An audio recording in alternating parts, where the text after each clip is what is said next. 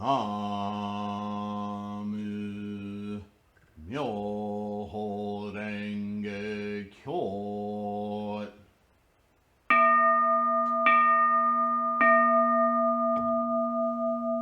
나무 묘호랭개교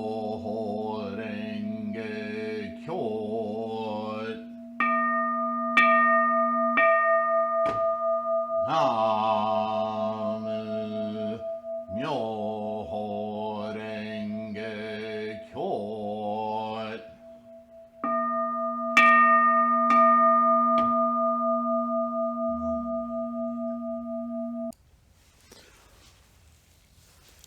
Namo Myoho Renge Kyo. Thank you for being here. Thank you for your practice. Thank you for your support. You guys are awesome.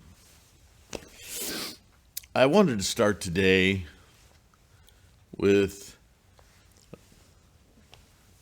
to address something that I know we all feel at some point or another when we start, when we've been doing it, when you're, however long you've been practicing Buddhism. There's so much,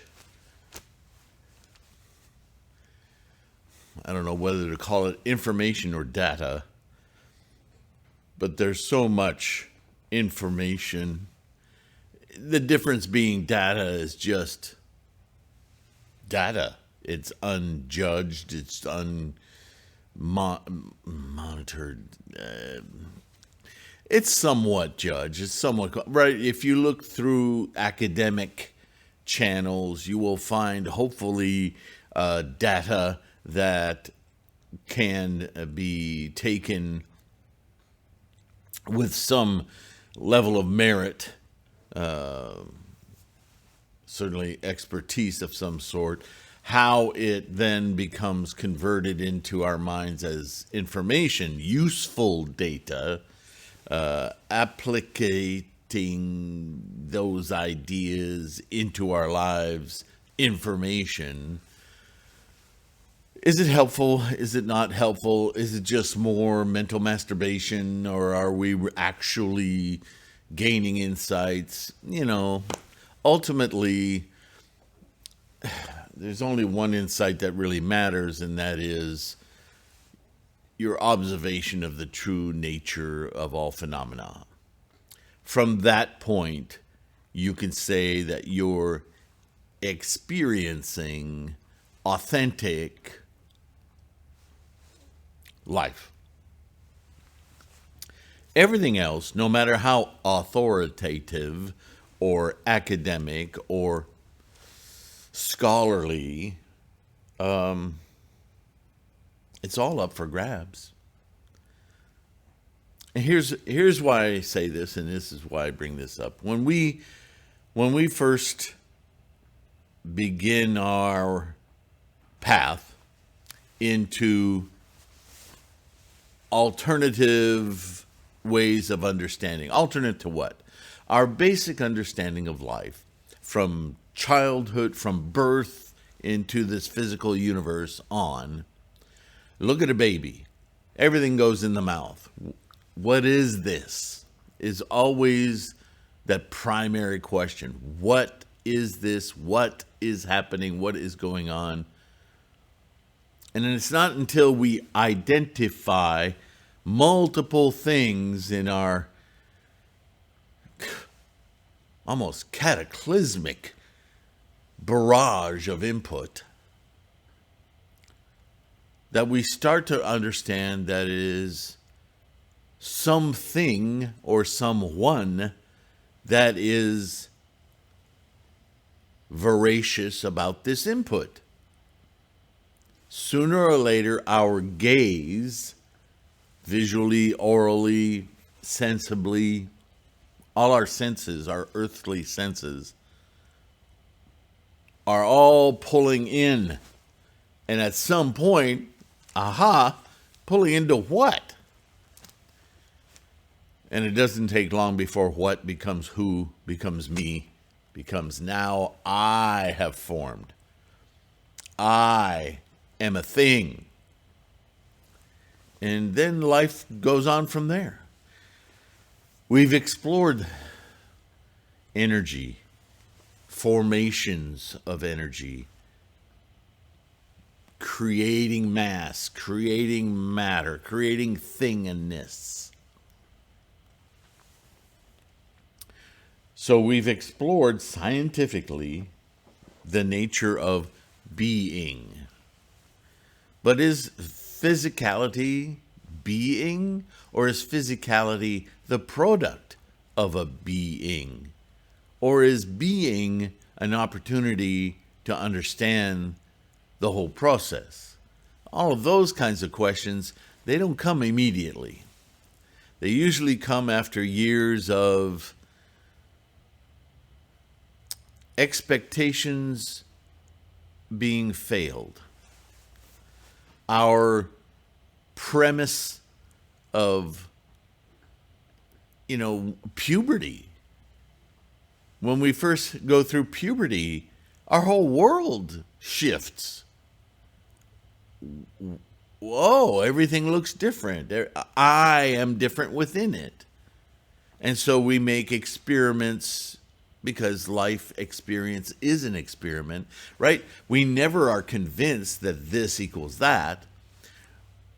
We want to believe that something will, upon action, result in certain circumstances or in certain results, but it's never quite what we expect, right? That's the nature of life. We're just this big ball of desire, energies trying to manifest, but we are horrible at predicting what will manifest because we are so limited in our understanding of what drives us. Even in those moments of youthful hubris that we think, I know who I am and I will make this happen, we have limited success because result doesn't always measure to expectation. We're actually, depending on our ego's strength, quite malleable, willing to accept results as though we expected them. But we're always modifying. And at some point in your youth, in your early adulthood, whenever, at some point, you start to notice patterns and you start to get upset with them because the patterns that we tend to notice aren't our successes. The patterns we tend to notice, we notice our successes, but we notice much more how often we don't succeed or just plain fail. Why? Why do I continue to do this? That's when we first start to aspire to something we hadn't considered before. Maybe there's a bigger picture here that I'm not seeing. How can I see it? What bed sheet do I need to pull up and look underneath to find out what the hell is going on here? Because it doesn't seem to be under my control. All of my monkeys in my grove of earthly mind thoughts doesn't seem to be an accurate predictor of what the hell is going on in my life. How can I get a hold of this? And all of that is to say that when we start practicing Buddhism, we're no different. We read, we feel confidence, and we have an expectation. Yeah? We have an expectation of a different result. But we're not altogether certain about the causes we're making toward that result. It's different enough that we start to put hope, not sure I like that word, but we start to invest, there's a better word, our energies and our thoughts toward the expectation, which is why we put our hands together in reverence to expectation, that I can affect this, I can change this. Not it will come to me, not prayer, not if I'm a good person, none of those qualifiers. Buddhism has its intrigue for us because it's not those mystical, magical things. We're done with mystical, magical things. They don't work. But the more we read and study about Buddhism and these expedient means, these stories that were meant for people who did not understand, the more we start getting sucked into little mysticisms, because it's there. It's in the dialogue, yeah? Well, it's easily extrapolated from it anyway. Which is why I started this channel, is to eschew that habit energy of making things magical and mystical. Because in truth, if you understand the stories and the teachings, the meaning of the words, there's nothing magical or mystical going on. It's just an earthly samsaric dialogue to entice you to think differently. But until you actually feel a result from that kind of thinking, that kind of perspective, you're operating on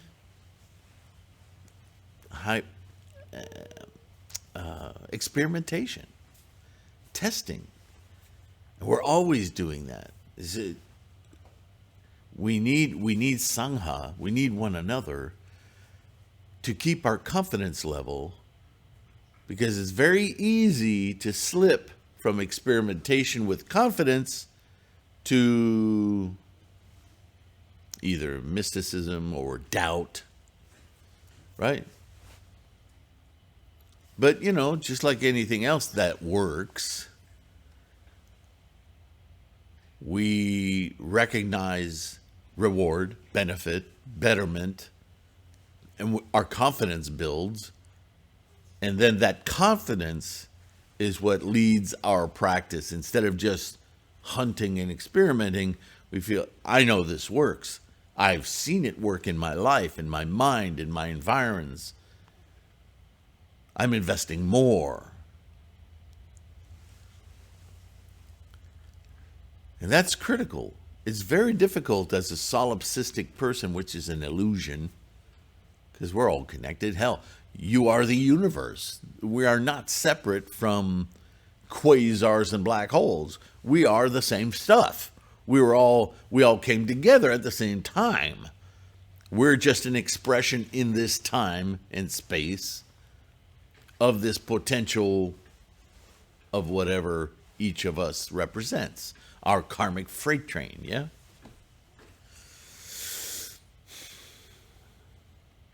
And our grand benefit is to be able to experience that reality. Is very liberating. You de-stress immediately. Oh, I'm not the center of the universe. I'm an observer of the entire universe. Ooh, that's so much bigger. But it's also oddly relaxing. Yeah, the reward body. Namo Myoho Renge Kyo. So all of that is to introduce this video today, and I probably should make this a separate clip. What is going on with you? My goodness. Feeds in love with... What the heck was that about? Okay, sit on there. Thank you. Yay.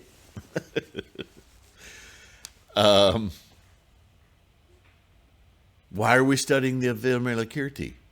Sifu, why aren't we just studying the Lotus Sutra? That is what we do. That is what we practice. Namu Myoho Renge Kyo. Namu, the wonderful Lotus teaching. Namu Buddhaness. Yes, of course. That's what we do. That's what's important. But with that practice, it begins to ring hollow if our confidence wanes, if our surety wanes, and we are samsaric beings, easily distracted, constantly distracted.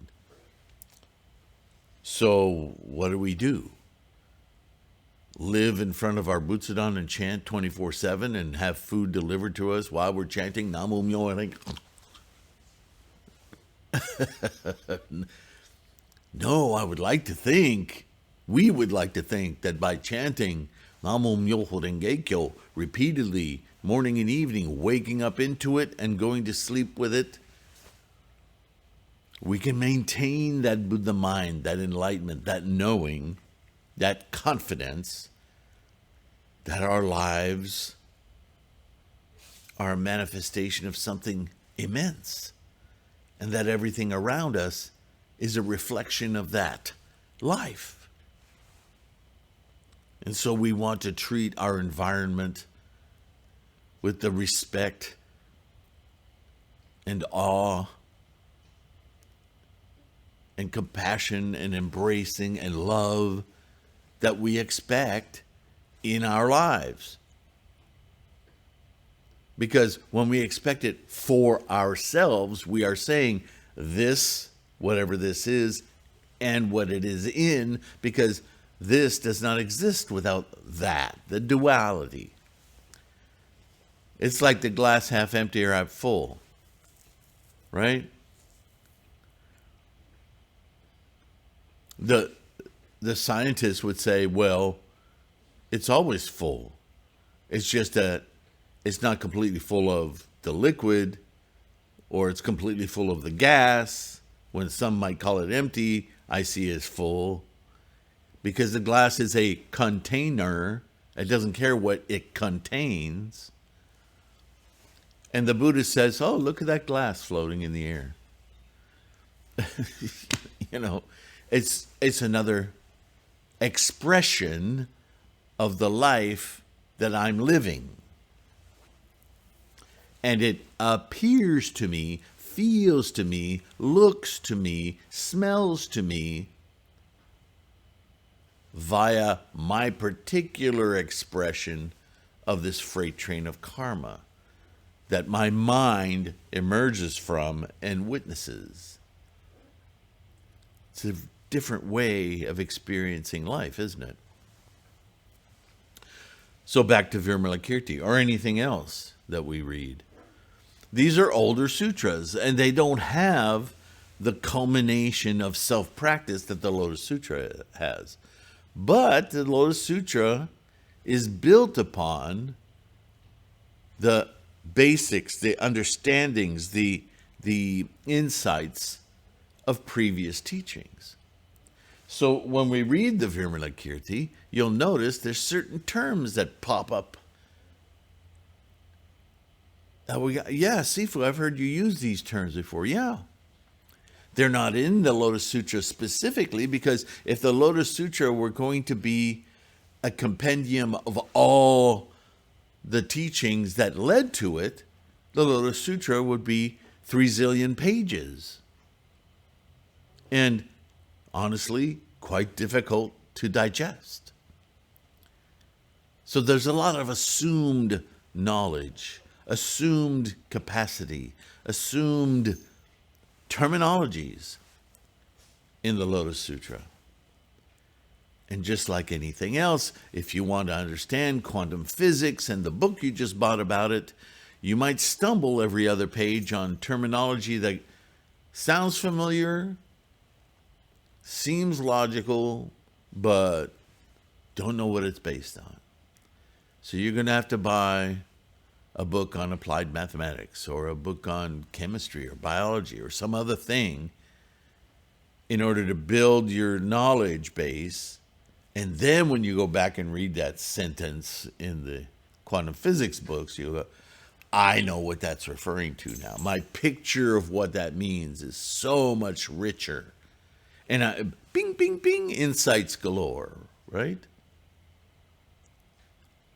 This is what we're doing. This is study. This is why study is so important. This is why Shakyamuni said, study all the scholarship of Buddhism.